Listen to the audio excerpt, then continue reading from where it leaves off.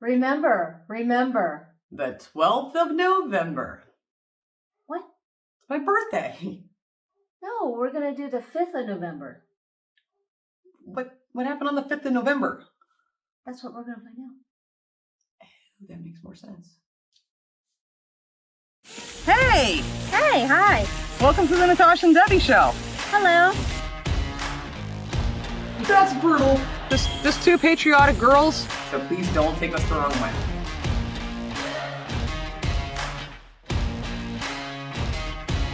Hey guys, welcome back to the show. Always, we're here with my beautiful wife, Debbie, and I'm Natasha. Hello. Good to see you.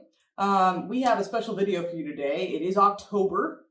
Here, of course, America. Well, not just America. Halloween's coming up and spooky time, right? Spooky days. Spooky days. And we want to dive into the disturbing origin of Bonfire Night and Guy Fawkes Day. I don't know if I'm pronouncing that quite right. Sounds good to me. Yeah. So we thought we'd watch this video here in just a moment and learn about that. Of course, we've seen V for Vendetta, right? Which is honestly all the knowledge we have. All the knowledge I have. So I'm hoping to learn more about what's going on here with this Bonfire Night and Guy Fawkes. Yeah. So we're going to dive into that in a second. As always, please like our videos and please consider subscribing to our channel. We love having you guys and we want to thank you so much. We actually, just in the last couple days... Did we just hit 6,000? Yeah, we surpassed 5,000. Didn't get to thank you for that. So we're over 6,000 on subscribers. So thank you guys so much. We truly appreciate you. Thank you. Yeah, thank you guys. Seriously, we really do appreciate it. And just to clarify a couple quick things, a couple of videos back, I had said it's October, it's our anniversary month.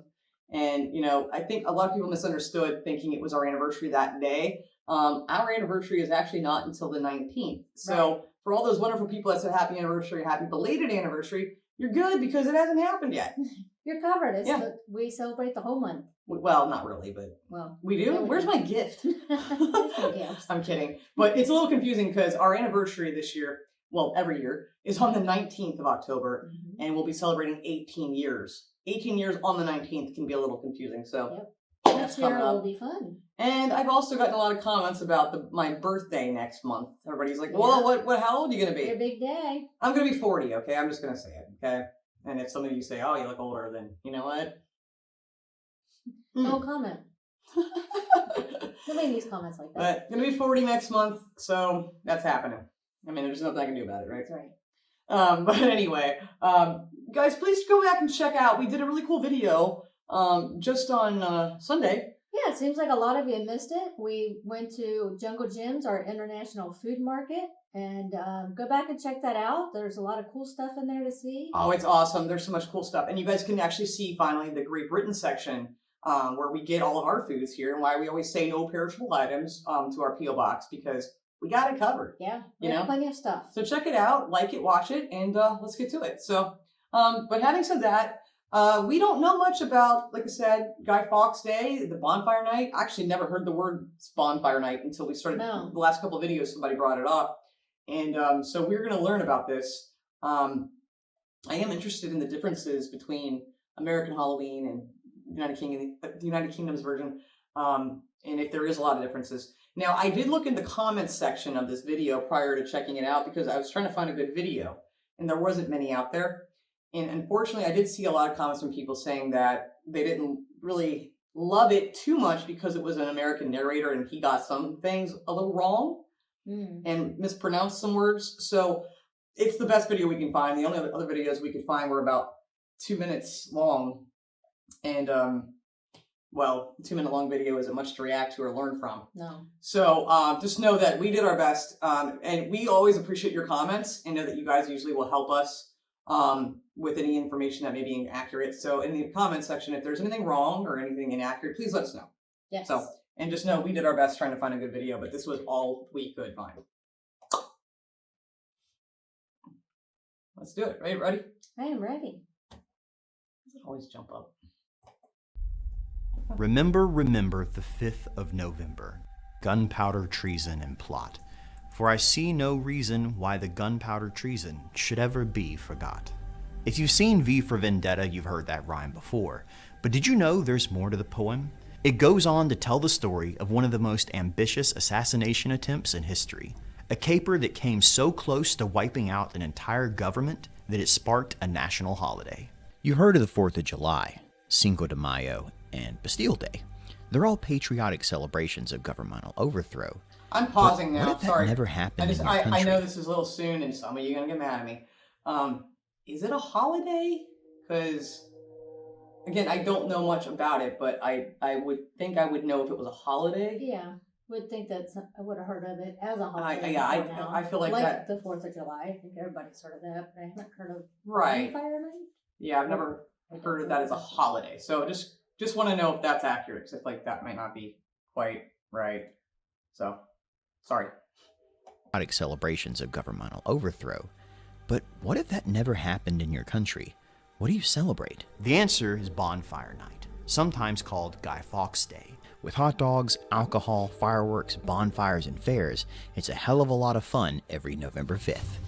But there's one part that hints at its darker past, when a straw man effigy is tossed on the bonfire to burn to ashes. Oh. To find the origin of the holiday, you have to go back in time some 600 years. It all stems from Henry VIII, who required that everyone in England convert to Protestantism, just so he could get Anne Boleyn between the sheets. The knock-on effect of that was years of religious conflict between Catholics and Protestants. 70 years and one Queen Elizabeth later, James of Scotland is the new crowned head of the still Protestant United Kingdom. But some of the old lords are still Catholic at heart and want to see it go back that way. The name most people associate with the events of the gunpowder plot is Guy Fawkes, but he's really just the trigger man. Oh. The mastermind was Robert Catesby, a prominent noble and ancestor of Jon Snow on Game of Thrones, also known as Kit Harington, who actually played Catesby in a recent adaptation about the events. Catesby put together... Well, that's cool. That is cool. And you got to play his ancestor. That's kind of cool. But I never heard of Robert Catesby before. No, I've heard of Guy Fawkes. I honestly didn't know that Jon Snow was like a real person. He's not real. Well, they said an ancestor of Jon Snow. They met Kit, and then he said, also known as Kit Harington. Oh, okay. I don't know. You're cute. No, he meant the actor. Okay. Relative of the actor. Yes. Okay. You're so cute. Like, I thought that I was love you, lady. Jon Snow. It's my brains here. It's been a long, long day. Let's get back into it. Well, that's just really neat that he got to play his ancestor. Played Catesby in a recent adaptation about the events. Catesby put together a crack team of leaders, fighters, and explosive experts, Ocean's 11 style, all for one of history's biggest capers. To kill the King of England and every member of Parliament and put the 9-year-old princess on the throne as a new puppet ruler of a Catholic state headed by the conspirators.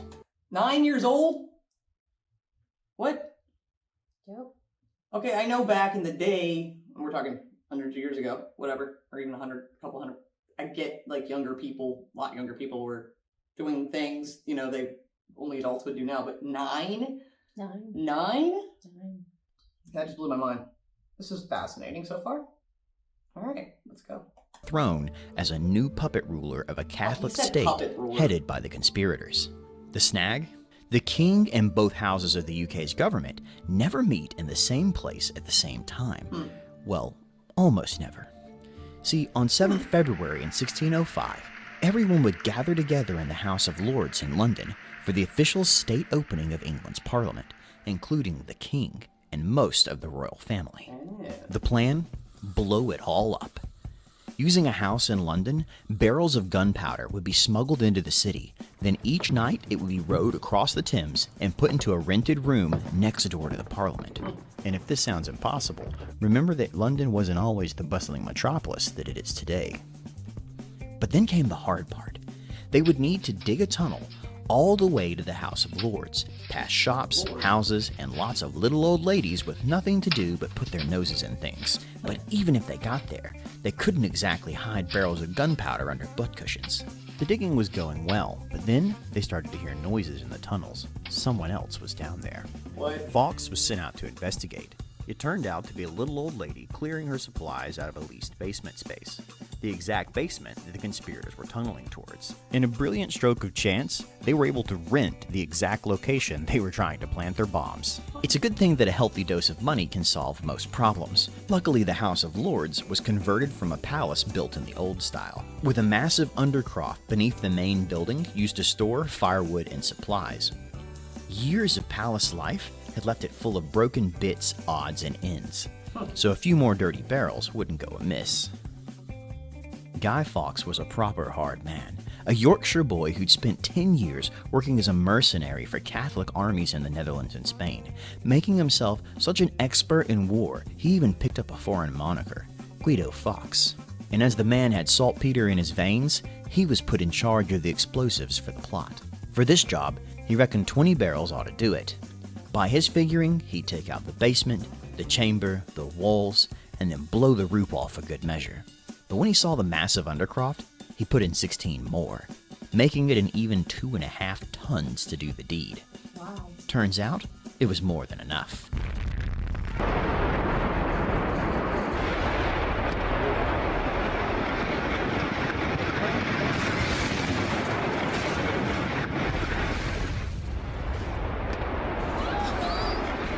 But there was a complication.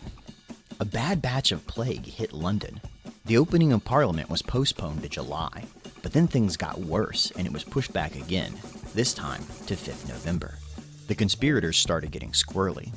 An anonymous letter had been given to the friend of a member of the House of Lords, telling him to lay low and not to come to the opening of Parliament. Someone was having an attack of conscience. With their names on the leases around Parliament and a big pile of bang in the basement, it wouldn't take a genius to connect 1 and 2. And to make it worse, the wait and the long, wet London weather spoiled the powder, and it all had to be replaced. Somehow they managed it without being noticed, and to keep people from sniffing around, they piled firewood and coal over top of it, disguising it in the basement. Okay, so like this is definitely Ocean's 11 style for sure, right? But it also makes me think of a Game of Thrones episode. Yeah. You know, when under the King's Landing thing with all that I can't remember what that stuff. It's been so long now since that's been on. The green stuff, yeah. What's the green stuff, guys? I don't remember what it's called. When they, unleash that to the city too. It's just insane. But to be able to rent the building, Right. To rent the basement out. like that seems a little convenient. And I mean, this is a big deal. I'm really, stuff like this is fascinating to me. And it's kind of like, why don't we have this in our history? I mean, did we have this in history class and I just missed it? I would think not. I don't know how much we learned. British history. We learned about world history. I mean, I have world history class. Some, but I mean that's. Yeah, it's true. But this seems like a pretty big deal. Yeah. And also, if there's a show that this makes me think of instantly, Designated Survivor. It's an American series. That's what I was thinking of originally. Kiefer Sutherland, I believe it's off the air now, but Netflix had picked up the last season. And it's when our Congress here goes to the Capitol building, and the president's there, but everyone's there. And they have a designated survivor, and this is a true thing that actually happens if you guys aren't aware of this, where they take somebody, and it can be anyone. In this series, they picked the guy for HUD. He's the housing develop. What does it HUD stand for again? Housing and blah blah blah. Somebody Google that for me. Sorry, but it's somebody really low down on the chain, like so far away from being president. Right. And it's not always that they do that. They'll just pick somebody. You could be, a congressman from this place or someone from this place. Right. And they actually take that person when they're doing, when Congress and everything, the president, it's like doing the State of the Union address, and they'll move them to some safe location in case something like, I wonder if that's where we got this from, in case something like this were to happen. Yeah, they actually designate a survivor, and they move them someplace safe. So that way, at least there's some person to succeed the presidency here. So I wonder if that isn't because of this. I mean, it could just be for standard precaution, of course, but this is fascinating to me. That's interesting. If anyone knows that, school us Americans on some American history, because I don't know. Yeah, I don't know much about government and stuff like yes, that. you do. No, She's I being don't. modest. She just thinks Jon Snow's a real person. Well, yeah. All right, let's Game get of back. Thrones really happened. Game of Thrones did really happen. There are really dragons. Let's go. Word got back to the conspirators that a letter had been sent out. they were blown. Wow. But Parliament was still happening, and they were in too deep to back out now. And with a fast boat waiting in the harbor, all they needed was to put a torch to tinder and hightail it to the continent if it went south. So Catesby and the rest headed for the Midlands, armed to the teeth. When the powder went off, they'd start a revolt and set themselves at the top. Guido Fawkes took a pocket watch off one of them before they left, set his fuses for the opening ceremony, and found himself a comfortable spot in the dark cellar beneath Parliament. But what they didn't count on was the king. The letter reached James of England on Friday, 1st November, and he wasn't about to ignore it. His own dear old dad had been blown to bits by a gunpowder assassination, so he wasn't taking any chances. He sent his men to search Parliament. They turned up nothing. All they found was a serving man and a bunch of coal. Feeling the pressure on him, Fawkes put on his hat, cloak, and spurs, ready to hit the road and ride as soon as the fuses were lit. He timed them out. Slow matches burned at 1 foot per hour, and Parliament opened at 8. So at midnight, he snipped off 8 foot of cord and ran it to the barrels, then lit his lantern to make ready. But a light appeared in the stairs to the undercroft. Armed guards with torches surrounded Fawkes. He was nicked, and being a good Catholic boy, he went quietly and didn't even blow the gunpowder. After all, it was a fair cop. When they asked him what he was about, he didn't even lie. He laid it plain and true: to blow up the king in Parliament. Those words sparked a hunt across the nation. The king knew Guido Fawkes couldn't have acted alone, but he wasn't talking, and a life-on campaign had left Guido Fawkes tough as nails. The king needed whatever the man knew now, so he agreed to put the question to him properly, with manacles on the rack. To everyone's astonishment, he lasted 2 full days before he broke. What? And before you call the man a snitch, take a look at his And before you call the man a snitch, take a look at his signature on the day he was captured, and then after 2 days of torture. Word got out fast. What did they do to him? Catesby and his merry band. What did they do to him to make him that? Wow. All kinds of torture. Well, obviously, but I want to know what. Anybody know what? Anybody know what at all? Because I'm kind of interested. I'm morbidly curious. That's messed up. I get it. I'm gonna shut up. And in the north raided an arms warehouse at Warwick Castle, intent on arming a sympathetic mob, but nobody showed up. And then, just to add insult to injury, it started to rain. Hoping someone might eventually join them, they decided to dry some powder by the fire just in case. It literally blew up in their faces. Blinded and humiliated, they resolved to wait for the king's men at Holbeg House. The sheriff of Worcestershire obliged them with 200 men and opened up on their hideout with a volley of gunfire on the morning of 8th November. Worcestershire. 4 of them were killed in the opening volley, including Catesby. 4 more, though, survived to face the king's justice, a fate none of them were looking forward to. Catesby died. After 10 weeks of spirited interrogation, anyone who had ever even talked to the men had been pulled in for questioning, but the time had come to dispense justice. The head interrogator wrote it down as, quote, hung to death halfway between heaven and earth as unworthy of both, their genitals to be cut off and burnt before their eyes, and their bowels and heart then removed. They would then be decapitated, and the dismembered parts of their bodies displayed and left for crows. On a cold day in late January, they were led to the gallows to begin.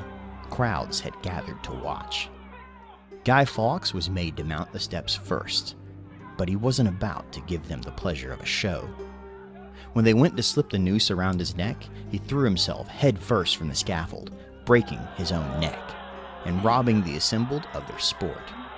But they hung and quartered his corpse anyway, just for good measure. Keyes, another conspirator, tried the same trick, but he ended up dangling and kicking on the rope. So they cut him down and led him to the quartering block, still alive. The 3 remaining men were castrated, disemboweled, and then cut up while still conscious. Their parts sent to the edges of the empire. I need a break.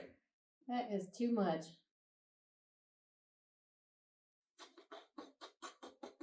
I'm glad I wasn't necessarily around at that time. Necessarily. I was not around at that time. You were up there hanging out with Jon Snow in the... I'd be back in my... Well, it's like watching Braveheart, at the end of that movie when I'm so glad we become much more civilization. as far as the way this kind of stuff used to happen, because oh my lord, this is like a big kick in my stomach right now. I feel kind of icky. Yeah, it's like what they did was obviously really not a good call, but I don't know That was that. horrible, but I don't know if that needs to be. I don't think anyone needs that type of. And they say he had a broken neck, and they still. The one guy. Yeah, and they still did what to him? Dismembered him and disemboweled him. And quartered him. Man, this is brutal, you guys. Like, I didn't expect this. I expected like some. I don't know. That's just a lot of torture. More torture than I anticipated. But this is quite terrifying and very perfect for the setting of this spooky month. Maybe they come back and haunt people. I mean, really? I'm gonna rewind this a few seconds more because we should hear this gory detail a little. I want to hear more about what they said when he broke his neck. What they did. This is so messed up, isn't it? Anyway, just for good measure. Keyes, another conspirator, tried the same trick, but he ended up dangling and kicking on the rope. So they cut him down and led him to the quartering block, still alive. The 3 remaining men were castrated, disemboweled, and then cut up while still conscious. Their parts sent to the edges of the empire as a warning. Ew. To celebrate the occasion, the Parliament reconvened and passed the Thanksgiving Act, creating an annual church celebration with sermons and prayers on 5th November, marked with bells, bonfires, and fireworks.